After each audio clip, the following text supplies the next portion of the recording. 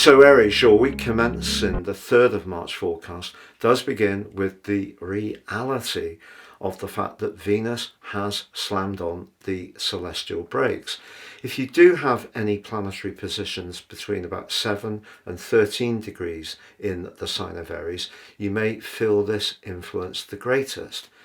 Venus retrogrades can give us an opportunity to reflect, but it could also, of course, mean that when it comes to a relationship situation, that something that had seemed more certain could go through a phase of reflection. But I feel the big energy around reflection is not going to be Venus this week. It is going to be the energy from the new moon of last week, and the fact that Mercury, as we start this week, is emerging from a potentially highly muddled connection to the position of the North Node and Neptune.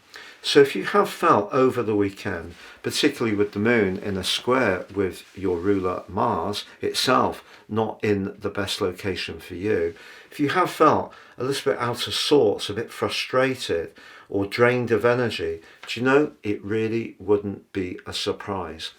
It's important with new moons not to see them as a panacea. We often see memes that come out around new moons where everyone can set their intentions and it's all going to be absolutely hunky-dory.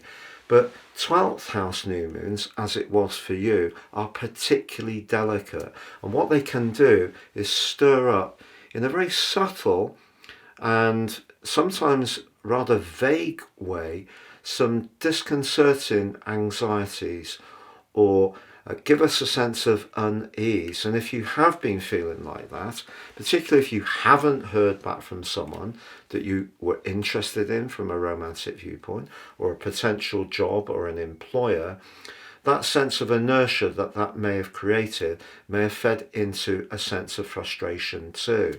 But I want to reassure you that despite the retrograde Aries, you can achieve things this week. It is true that the 3rd 12th house square between the Sun and Jupiter at the start of this week can see a lot of exaggeration going on. Not necessarily in your situation or the people you're connected to, but just what we're going to read and absorb. And that's the key. With so much energy in the sign of Pisces, it's difficult to protect our boundaries from the energetic ingress of some of the more negative vibes actually impacting upon us. But if there is something that you're enthusiastic about, even if you do find with Venus retrograde that you rethink something, whether it's an approach to a creative project, whether it's to do with an interest you've got, a person you like, the fact that Mercury, the planet of communication but also precision, moves into your sign on Tuesday, will help you to move more into the here and now. It might not feel like it's a giant stride, but it is important. Now, you're going to be blessed by a fantastic connection between Venus and Mercury on the 11th, but the link they forged to Jupiter this week is really hearty. So what I would say is, if there are people around you, even if they're not bad people, they may be people you like, but just seem to absorb a lot of your vitality, direct your gaze this week to the people that you just find enlivening, fun, spontaneous, perhaps even a little flirty, because those are the relationships that are going to help you to get forwards on from what was an incredibly sensitive weekend, and perhaps one of the most momentous ones if you have been coming to terms with something that has reached an end point. Whatever it is, whether it's a job, whether it's an association, a friendship, an interest, or a romantic tie.